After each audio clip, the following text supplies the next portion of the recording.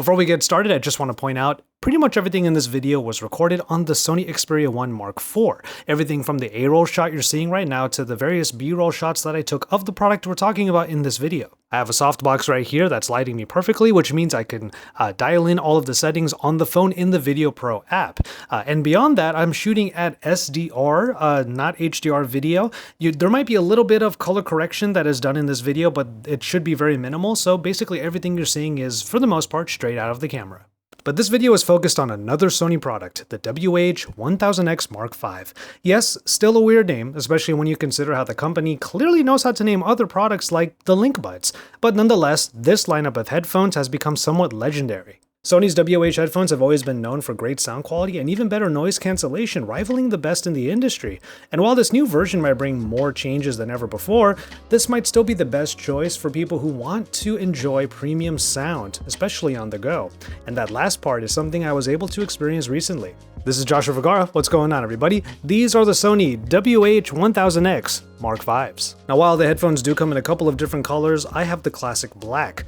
Matted materials all around make it easy on the eyes and easy on the skin, but what matters more than the outer feel is what's underneath. There's a soft padded material around the entire band, which is actually thinner than before, and while it was really comfortable on my head, I have heard some of my peers say that because it is a little bit thinner, they feel it more than they did in the past. The part I think everyone will appreciate is the soft polyurethane that lines the ear cups. With me having basically the most average ears of all time, these cups are able to really envelop my ears very comfortably and create that all-important sound seal, but also to keep my ears pretty warm during the long flights where there was cold air in the airplane. But the other part that makes these headphones so comfortable is their lighter weight. These might be the most lightweight headphones that I've ever actually had on my head. The result is just longer wear time. The only other headphones that I have comfortably worn for similarly long periods of time have been the AirPods Max, but in that case it was because of the memory foam ear cups and the odd but actually pretty comfy hammock-like headband. Those headphones are actually much heavier than these Sony ones, however. The new Sony headphones bear another similarity to the AirPods Max. For the first time in the lineup of WH headphones, these do not fold down. Now, when these headphones were first coming out and getting onto the noggins of many a tech reviewer, this was a bit of a turnoff, including for myself. Now, a lot of those people, including myself, were thinking about our travel bags and how much space we would have to make for a pair of headphones that don't actually become smaller by folding down. It was certainly a huge problem for the AirPods Max, especially since its included carrying case is still kind of weird to have to Tetris into a backpack, and third-party cases just made the footprint that much larger. But while this new addition is definitely more to consider in the packing process, it's actually not the worst offender. The included case resembles a little backpack of its own, and is actually quite minimal given everything it's trying to hold.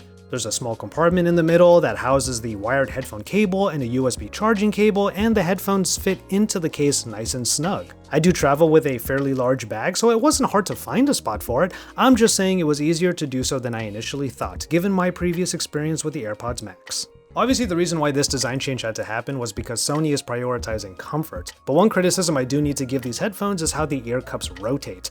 Now, call me vain, but I do actually like to have headphones around my neck when I'm not using them, and I like for them to actually look really good. That is for the most part the case with the WH-1000X Mark Vs, but these ear cups don't rotate inward enough. They almost do, but they definitely do more in the opposite direction, making the business end go this way. True story, this has actually resulted in me eating some food and a little bit of it getting into the ear cup. I actually had to clean that out, unfortunately. But also it just makes this a little bit less fashionable. I can kind of see why this design choice was made, because it makes it more obvious which side is right or left. For example, when taking the headphones out of the case, the ear cups are already in the correct configuration, so you just have to lift up the headphones and then set them on your head. These are small details, but these are still things that I noticed. But all that comfort means the headphones are easy to keep on for long periods of time, and the 30-hour battery life reflects that. Even if it's not necessarily an improvement over the last model, 30 hours is still a long time, and I have not gotten anywhere near using these for that amount of time straight. What I have done, however, is use these on a long-haul flight, which I'm sure a lot of people are going to be thinking of using these for the most. Now, my flight from LA to Seoul, where I had a layover, and then I came to Manila, that first flight, that long-haul flight, was 13.5 hours. That's a long time to be sitting in one place, and hopefully you have enough distractions in order to actually make that time go by pretty quickly. And also, you want to have good active noise cancellation during that entire time. So obviously, with 30 hours rated in these headphones, they worked literally the entire time I was on that plane. I listened to podcasts, I watched Spider-Man No Way Home like 2.5 times, and I played downloaded episodes of Attack of the Show on my phone. As a matter of fact, I have used these headphones a little bit more since I arrived in Manila, just to get some work done and to edit some videos and whatnot. After all that time, I still have 25% battery life left in these headphones. That's still plenty. And the thing is, even if I did run out of battery, it isn't hard to get a good amount of it back. Fast charging on these headphones gets you 5 hours of playback after just 10 minutes of it plugged into a proper PD charger. Speaking of plugs though, there is one thing that I need to mention as far as the accessories that are included with these headphones. This is something that I may not have used a whole lot, but I did appreciate that it was there in the last few generations of the WH headphones. I mentioned that I watched Spider-Man No Way Home a couple of times on the plane, and that was thanks to my own Bluetooth-enabled airplane headphone adapter. This adapter, made by RHA, is a little bit old by now, but if you are interested in checking it out for your own travels, I'll leave a link to it in the description below. The thing is, I needed to have that RHA adapter on me because with these WH-1000XM5 headphones, you don't get that little adapter anymore that adapts the 3.5mm headphone cable to the two-pronged airplane adapter that you would usually use in order to listen or to watch whatever's in front of you. For a pair of headphones that is supposed to be travel forward, this seems like a bit of an oversight. Sure, in some planes you might be able to just plug the regular headphone cable in to one of the two ports, but if that doesn't work, I hope you brought enough stuff on your phone or your tablet. Or maybe you're just going to have to imagine what the audio is like in the thing that is playing right in front of your face. I gave examples of the kinds of media I was enjoying on these headphones, and it should come as no surprise that these sound wonderful. The 30mm drivers that are in these headphones right now provide a good amount of bass, but they also don't compromise on the higher ends. Of course, if you don't like the default sound profile, you can get into the application and you have a full EQ to actually mess with the settings. However, this was the first time that I did not feel like I needed to go into the bass boost and put it up to max. Like I said, the headphones are already pretty bumping out of the box, but also maybe my auditory tastes have shifted a little bit. If anything, I do up the bass a little bit, but I balance it out by upping the clarity and the highs. Spoken word content like podcasts or long YouTube videos are common in my everyday media consumption, so voices come through very well. I've been addicted to the 80s style synth sounds of the midnight lately and have enjoyed every single tune. I did play some games on the headphones with my Red Magic 7 Pro, no complaints there, although I will admit there's still that typical slight delay that I notice, especially when playing more intensive games like Apex Legends Mobile. Mind you, this is with and without active noise cancellation on. As ANC is not an indicator of sound quality, it's important for me to say that the sound fidelity and the enjoyments remained even when I was maxed out on the opposite mode, the ambient mode. It's really just a matter of how much of the outside world you want to shut out and how much of the world you might want to blend in when you have the ambient mode on. The thing is, Sony's ANC, and really ANC in general, has been really good across premium sound headphones, so really everyone should be able to find a good amount of active noise cancellation in these headphones, something to enjoy. Sony does manage to move the needle just a little bit though in actually optimizing the ANC for this latest generation. Low-end hums and rumbles are gone as per usual, but now there are higher pitched frequencies that are further minimized. What is most important for me personally is that the suction feel that I experienced 2 generations ago is largely removed. You still kind of feel that emptiness, kind of like being in a room that is completely empty, you just kind of feel it in the air, but that suction feeling being taken out definitely makes it much more comfortable than ever before. What I will also give props to is the ambient mode, which I actually have on right now, that way I can hear myself doing this A-roll clip. It sounds much more natural than ever before, and it's only second to one other pair of headphones in their ambient mode, and that would be the AirPods Max. But to the WH-1000XM5's credit, their high level of comfort means that at any given point, I was able to pause the media and turn on the ambient mode to hear my surroundings or the people around me.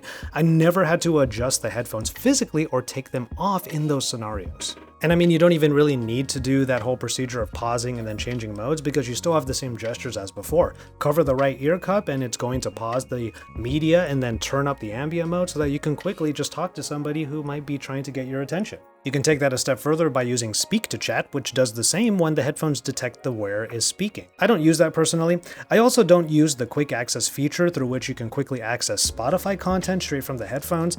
That just comes down to me not being a Spotify user. The right ear cup is the one that is touch sensitive, so taps allow you to play or pause. If you tap and hold, you are able to trigger the voice assistant on your phone, and then swipes allow you playlist control as well as volume control. It all works really well. And even if the sensors for on-ear detection are no longer obvious in the cups, they're still there, and they do well to pause media when the headphones are removed, and then the opposite when they are eventually replaced. And finally, a sample from the microphones. Quick thing, I am sitting in a room that has not only an AC on, but also 2 different fans running. So there's plenty of noise in the background that you're probably not hearing because there is a bit of cancellation happening, which is nice for things like video and voice calls. Also, all of those things are on because, well, it's hot in the Philippines. That being said, I rarely use full headphones for voice or video calls, but you might find these are still a good choice because there are twice as many mics on the Mark Vs than there were in the last generation. Those mics mainly help with the ANC, but they can come in handy when you get a call that interrupts your music, your gaming, or your videos. For the most part, everything you're seeing here is stuff we enjoyed on previous generations of these headphones, only the headphones now have a little bit of a different design aspect. While all of that is a significant development, it's important to note that Sony doesn't expect the Mark V to fully replace the Mark IVs. If anything, they are 2 different choices that allow you to really pick and choose which features you want to have. I think that's the right move for the most part because some people will prefer the folding design of the previous generation, and also they might want to just save a little bit of money. All the enhancements made to the sound quality, the ANC, and the feature set are steps but not leaps forward, possibly because we're already at a comfortable high when it comes to experiences in premium sound in general. If you want to be on the bleeding edge, these Mark V headphones are certainly where that is. But I know a lot of you out there want to dive into more premium audio and premium active noise cancellation without having to break the bank, and even in Sony's own catalog, there are cheaper and also still very good options. That isn't to say these still aren't the best headphones out there, because I actually think they still are. Regardless of what phone or device you're pairing to it, the Sony WH-1000XM5 marry high-quality sound, super effective ANC, and comfortable design for just about anyone to enjoy. The design is a bit of a break-even change. I mean, you get more comfort here at the expense of a little bit of the potential space saving. Personally, I think that's a pretty good trade-off, but I understand that every traveler is going to be different. What I have to give these headphones the most credit for is making it so that, more than ever before, I never really need to take them off for any significant reason. On a 13.5-hour flight, I could enjoy and control my media, hear what was going on around me when it was needed, and effectively block out nearly all that unwanted noise, all without ever feeling like I needed a break from wearing the headphones. I call that an overall win, and now the WH-1000XM5s are my go-to travel headphones that I am happy to use even when I'm not really going anywhere far. For more on-audio products like the Sony WH-1000XM5, make sure you subscribe to my channel. Sound off by hitting the like button and sharing your thoughts in the comments. But from there, I'm going to go ahead and call it on this one. Thank you so much for watching. Please take care of yourselves and each other, and enjoy your tea, everybody.